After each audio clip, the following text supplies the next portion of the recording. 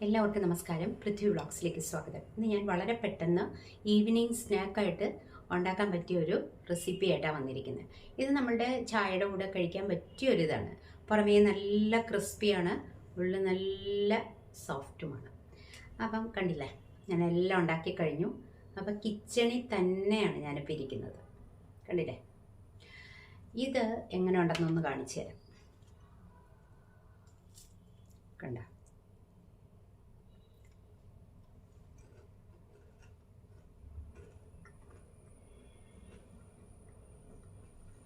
നല്ല ചൂടുണ്ട്, ചെറിയ ചൂടുണ്ട്, കഴിക്കാവുന്ന ചൂടേ ഉള്ളൂ.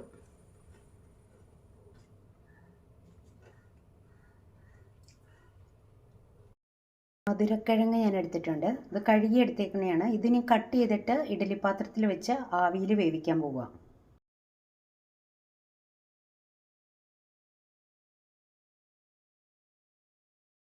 ഇവിടെ ഞാൻ 2 മധുരക്കിഴങ്ങ് എടുത്തിട്ടുണ്ട്. അത് കട്ട് ചെയ്ത് ഇഡ്ഡലി പാത്രത്തിൽ വെച്ച് കൊടുത്തിട്ടുണ്ട്. ഇനി ഇത് നമുക്ക് ഇത് ഹൈ ഫ്ലെയിമിൽ തന്നെ വെച്ചിരിക്കുന്നത്, ഇതൊന്ന് വേവിച്ചെടുക്കാം.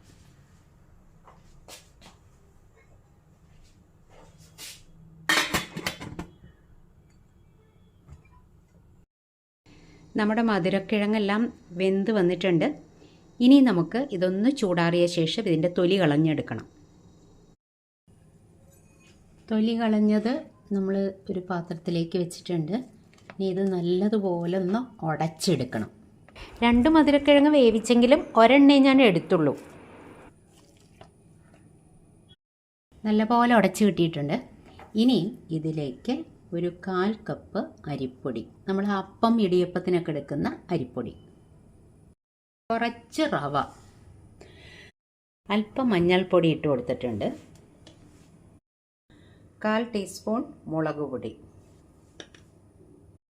1/4 ടീസ്പൂൺ കുരുമുളക് പൊടി കൂടി ഇട്ട് കൊടുത്തു, അല്പം ഉപ്പ് കൂടി ചേർത്ത് കൊടുക്കാം. ഇനി നന്നായി ഒന്ന് ഇളക്കി യോജിപ്പിക്കാം.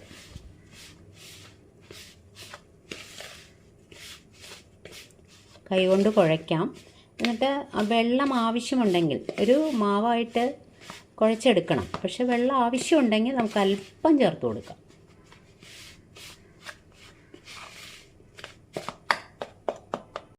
ഇതിലേക്ക് ഒരു ചെറിയ ഉള്ളി, ഒരു ചെറിയ കഷ്ണം ഇഞ്ചി പൊടിയായിട്ടരിഞ്ഞത്, അതുപോലെ തന്നെ ഒരു പച്ചമുളക് ഇട്ട് കൊടുത്തു. അതുപോലെ ഒരു അല്പം കറിവേപ്പിലയും കൂടെ കട്ട് ചെയ്തിട്ട് കൊടുക്കുന്നുണ്ട്. ഇനി എല്ലാം കൂടെ ചേർത്ത് ഒന്നുകൂടി ഒന്ന് കുഴച്ചെടുക്കാം. ആവശ്യമുണ്ടെങ്കിൽ ഒരല്പം വെള്ളവും കൂടെ ചേർത്ത് കൊടുക്കാം. അല്പം മതി. ഒരല്പം ലൂസായിട്ട് തന്നെ നമുക്ക് കുഴച്ചെടുത്താൽ മതി. ഒരുപാട് ഇങ്ങനെ ടൈറ്റായിട്ടിരിക്കണ്ട. കാരണം ഇത് ഞാൻ പ്രത്യേക ഷേപ്പിലൊന്നുമല്ല ഉണ്ടാക്കുന്നത്.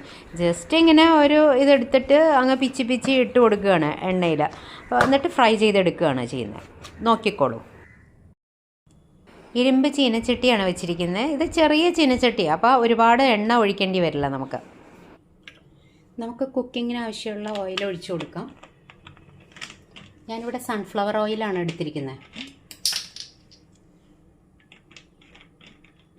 എണ്ണ ഒന്ന് ചൂടായി വരട്ടെ. എണ്ണ ഇപ്പോൾ നല്ലപോലെ തിളച്ച് വന്നിട്ടുണ്ട്. ഇനി നമുക്ക് ഇതൊന്ന് മീഡിയം ഫ്ലെയിമിലേക്ക് ആക്കി കൊടുക്കാം. എണ്ണ നല്ലപോലെ തിളച്ചിട്ട് ആക്കിയാൽ മതി. എന്നിട്ട് ഞാൻ അത്ര ഷേപ്പൊന്നും ഉള്ളതായിട്ടല്ല,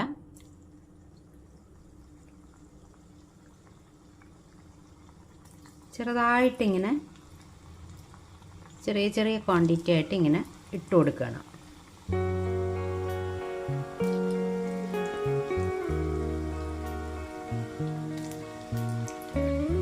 നമുക്ക് ഫ്രൈ ചെയ്തെടുക്കാം.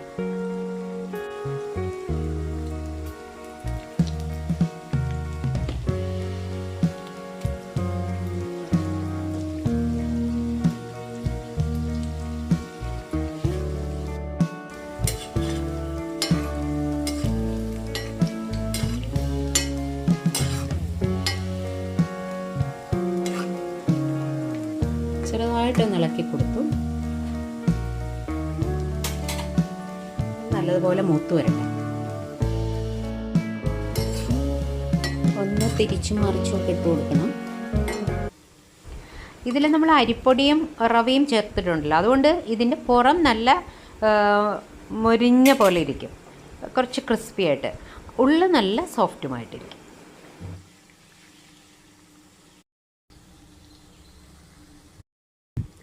റെഡി ആയിട്ടുണ്ട്. പുറം നല്ലതുപോലെ മൊരിഞ്ഞ് വന്നിട്ടുണ്ട്, അതുപോലെ തന്നെ ഒരു ഗോൾഡൻ ബ്രൗൺ കളറായിട്ടുണ്ട്.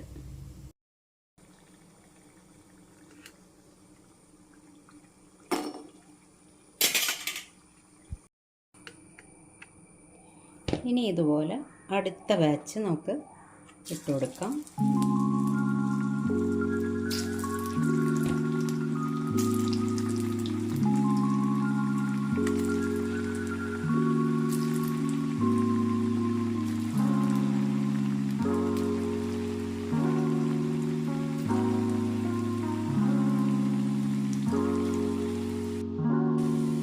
അടുത്ത ബാച്ച് ഇട്ട് കൊടുത്തു. ഇനി ഫ്ലെയിം ഒന്ന് കുറച്ച് വയ്ക്കാം.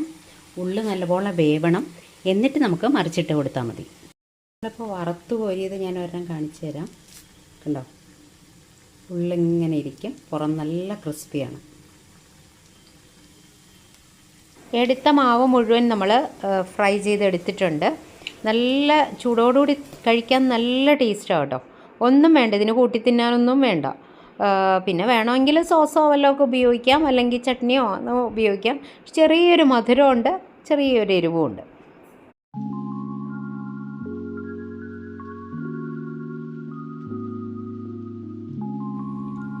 നമ്മുടെ ഈവനിങ് സ്നാക്ക് ഇവിടെ റെഡി ആയിട്ടുണ്ട്.